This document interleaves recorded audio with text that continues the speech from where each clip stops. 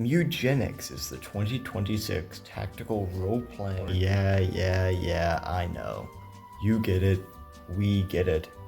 I've done 3 of these now. I'm not gonna do another, but the last one was long. So, get ready for a much shorter, more concise podcast episode. I probably will only yap one time. Maybe, yeah. Most likely. Alright, where did we leave off? Right, the sound of Mewgenics. I've already covered the music of Mewgenics, and now it's time for the music. I'm keeping that in. It's time for the music of Mewgenics. You've guessed it right. And it's very, very good. The way music in Mewgenics works is that in all battles, there's background music, and it generally fits the vibe, theme of the area, but in boss fights specifically, you have the same area tracks, but now presented with lyrics, vocals, and so on. This completely changes the way some of the tracks affect the player, affect me at least, because so many of the tracks change intensity once you reach the boss.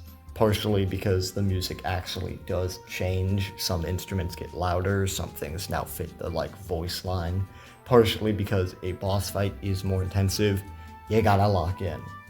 But I don't know how to fully describe it, other than there is just so much great music in Mewgenics. These boss fight tracks are so fun. They're so varied with different genres, and they fit the theme of each area so well. There's also music tracks that play during menus, there's the title screen music, which is very catchy, radio and house bosses. Those last 2 are important. So, in order, radio. Your house has a radio. It plays music when you're just there doing stuff. It has a lot of songs that are exclusive specifically to the radio, and it's pretty fun to just sit there and listen to the radio. The more areas you complete, the more songs get added. The radio also has the second use of announcing when a house boss is incoming, and that leads us directly into house bosses. Because when your home gets invaded or attacked, that counts as a boss, and therefore it will have its own custom music to go along with it. House bosses have the tendency to attack more than once in different forms or phases, so commonly you will have the same music playing, but it's still pretty good music, to be fair. Moving the train along to another section I've somehow never covered so far, the price of Mewgenics.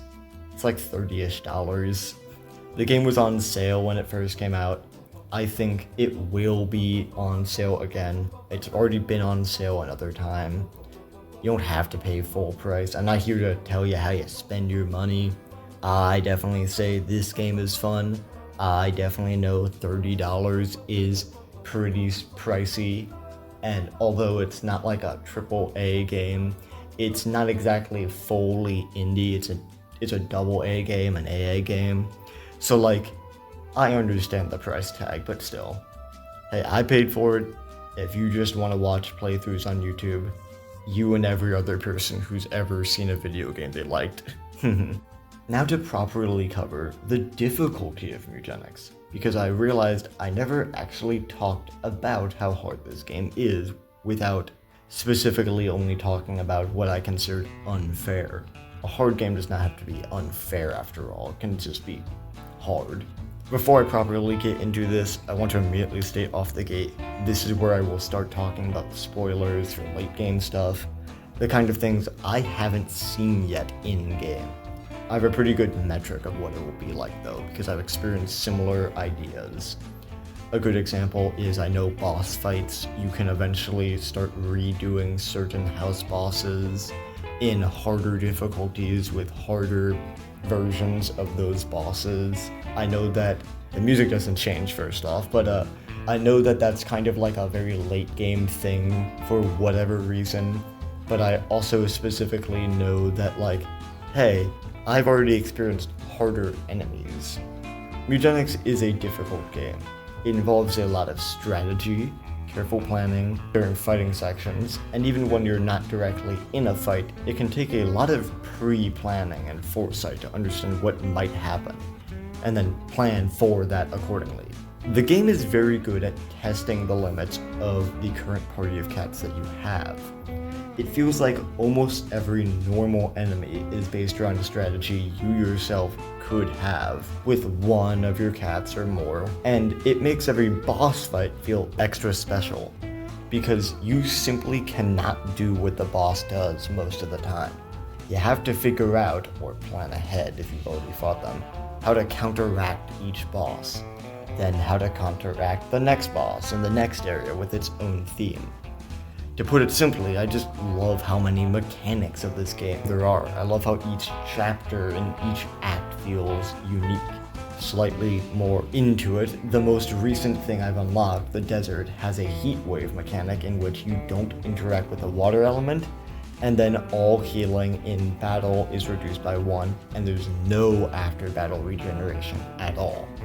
This just completely counteracts almost every strategy built around the idea that you can live on the after battle regeneration, because it doesn't fully counteract it, but like, it still really messes up any strategy you might have. But like I said, it doesn't counteract it fully, it only forces you to have to interact with water, or make sure your party simply never gets hit properly, possibly use a few one-time consumable items.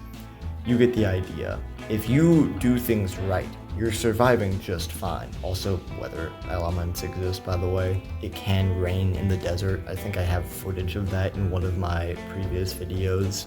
That's why that was a thing that was happening. That's why that run probably looked a lot easier. Normally there's meant to be this major mechanic that's fighting against you, blah blah blah.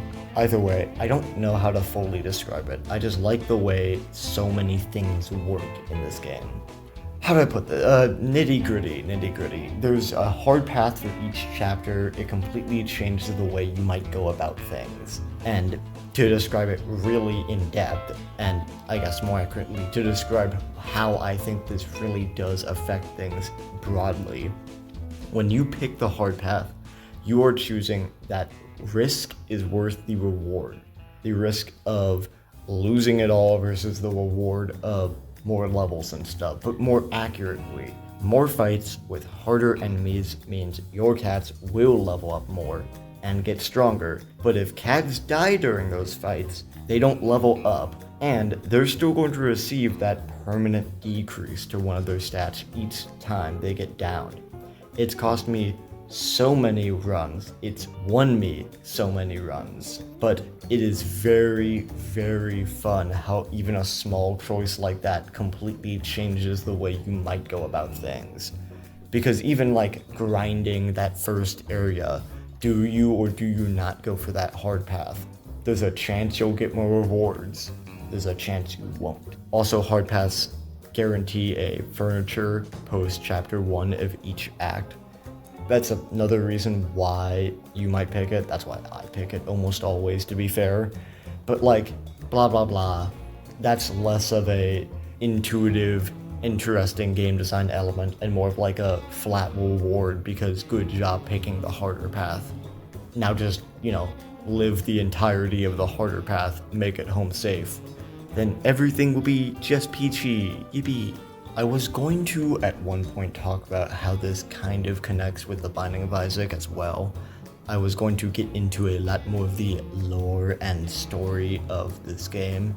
I said I wouldn't cover it. I'm still not going to cover it because it's too complicated and too long to explain everything. But like, by now I've realized I simply do not want to spend too much time editing all that down. So like, I don't know how to say this other than bye guys, thank you for watching, and I'll see you in the next episode, which I don't have an idea of what I'm doing yet, but like, shh, don't tell anyone.